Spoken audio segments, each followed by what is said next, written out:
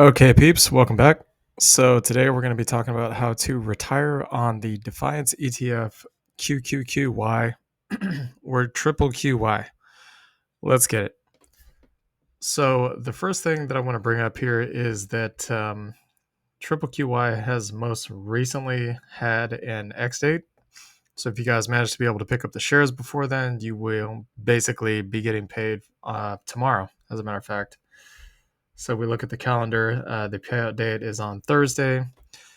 Again, depending on what platform you have it on, I honestly don't know if it's going to be paid out tomorrow for you guys or the following day or even for us, really. But we do have one share on Robinhood, as you guys can see. There is some green in the Yield Max ETFs, which is definitely a nice change. It's nice to see some green after a pretty brutal September, right? But as you guys can see here, if I could maybe scroll down somehow, there we go. You guys can see that we currently have one share of Triple QY and JEPY. The share price has dropped a little bit. That may be because of the dividend payout. It may also be because of the fact that the NASDAQ has been getting absolutely killed in the last 5 to 6 weeks. It's really hard to say, but that's the reasons why we think it is. So kind of what our plans are is to pick up more of these shares after the payment date, or no, sorry. So to pick up more of these shares and clip with the dividend capture strategy. For some reason the clip is not showing up here. Hold on a second. There we go. So yeah, basically our goal after the Tesla X date, which I believe is supposed to be on the 6th. So you need to have shares of Tesla and the other Yield Max ETFs before the 6th. So going into the rest of the calendar month, we intend to pick up both CLIP and the Defiance ETFs to basically capture the following dividends.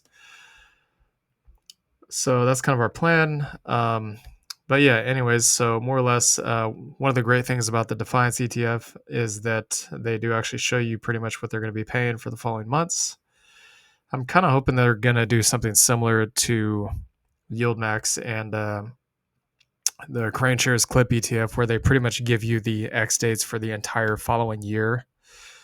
And you can just simply, plan accordingly to pretty much buy into those funds before they even post the X date. Because a lot of these dividend paying stocks and or ETFs, they don't exactly tell you what the X dividend date is or the payment date until you get like right to the exact date. So if we actually, I'm actually going to show you guys an example of what I mean. So we'll just take a random one here. So we'll say EFC. This is another one that we own. We do actually have a pretty decent size position in this one. So as you guys can see, they do have the payment dates here for EFC from January all the way up until basically September. But there's really nothing here beyond September. Okay. So we don't know what the X date is going to be for, or we actually don't even know what the X date is for September, October, November, or December. And also the payment dates. Now, it's possible to look online and find this information in other places. Maybe perhaps it's more updated, like we have done with our previous SVOL video. But if we go to the Yield Max websites, you guys can see a clear, distinct difference here. I'm going to show you guys an example of what I'm talking about to be able to plan ahead of time. So this is the distribution schedule. You guys can see that they pretty much laid out for you guys the X dates and the payment dates for the entire year, which is nice because it allows you to plan ahead of time as to what you want to buy in and how you want to strategize that. And the same thing is also true with Clip.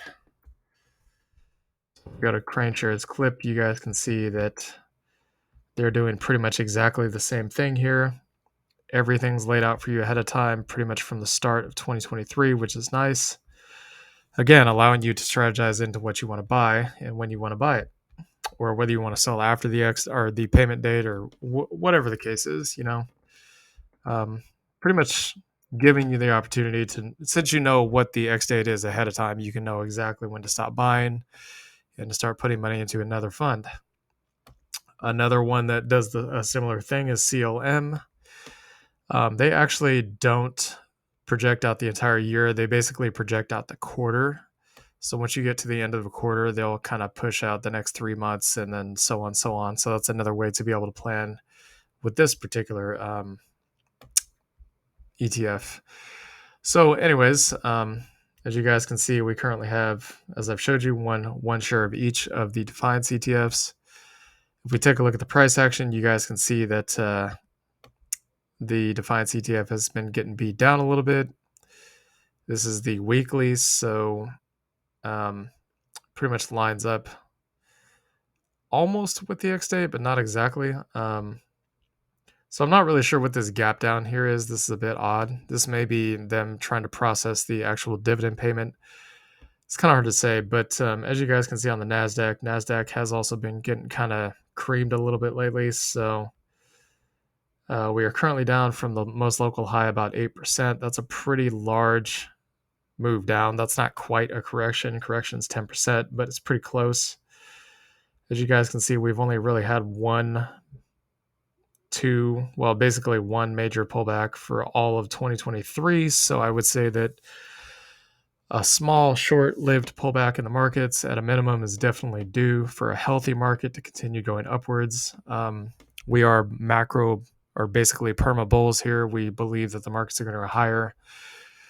We don't really think it matters too much, the garbage that the Fed or the politicians or the banks or any of that are trying to spew at people.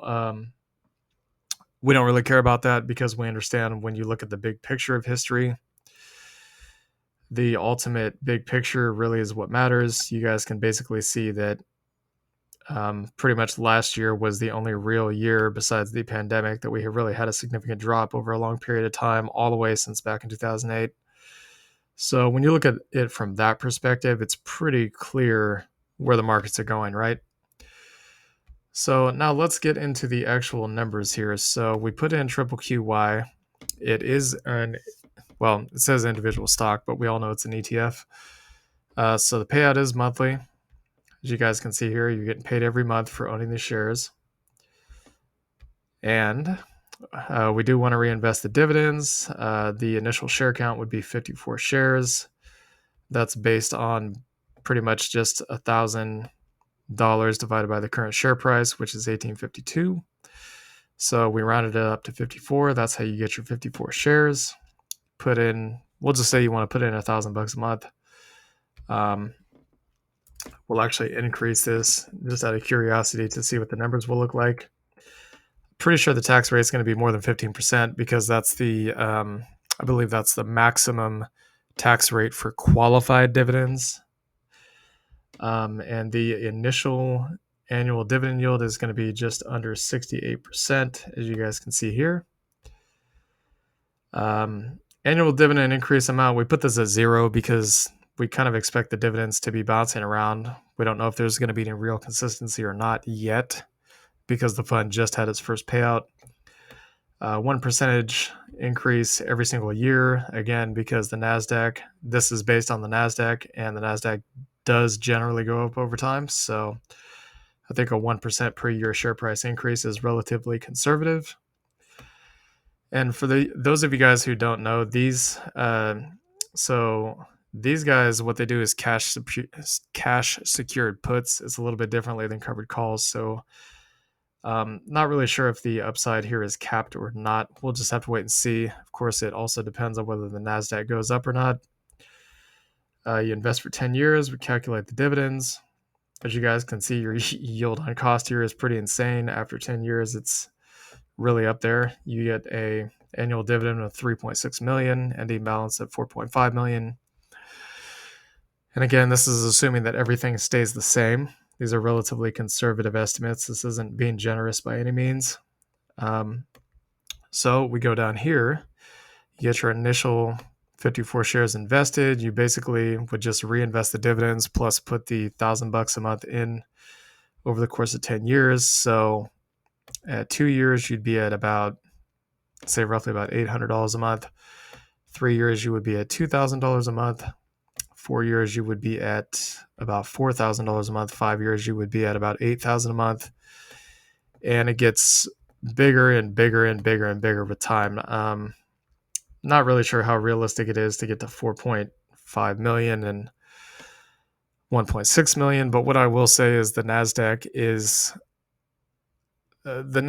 based on technology stocks, and tech is the wave of the future. Okay, we got things coming up like AI, self-driving vehicles, autonomous vehicles. You got flying cars. You got the Hyperloop. I don't know if you guys know what that is, but it's basically like a supersonic train that travels at 700 miles an hour, and they're trying to develop it to um, allow people to travel cross country within a couple hours. It's pretty insane. It's actually as fast, if not faster, than a plane, except you don't need to be flying in order to travel from one side of the country to the other. You got things like Neuralink, Elon Musk's technology to be able to help. I don't remember exactly what it's for, but basically there's a thing that goes into the brain and that allows people to telecommunicate, basically. Space exploration, I could go on and on about this, but the idea here is that the NASDAQ is tech heavy and tech is generally going to go up over time. As you guys know, the Magnificent Seven has only ever gone up. Almost all of those companies are $1 trillion market cap or higher, and we do expect them to get bigger with time and also have some other competitors, maybe like APLD and SoundHound, also join the ranks at some point in time. So this is pretty much how to retire on QQQY from the Defiance ETFs. Hope you all enjoyed this content. Please like, comment, and subscribe. We'll see y'all later. Peace.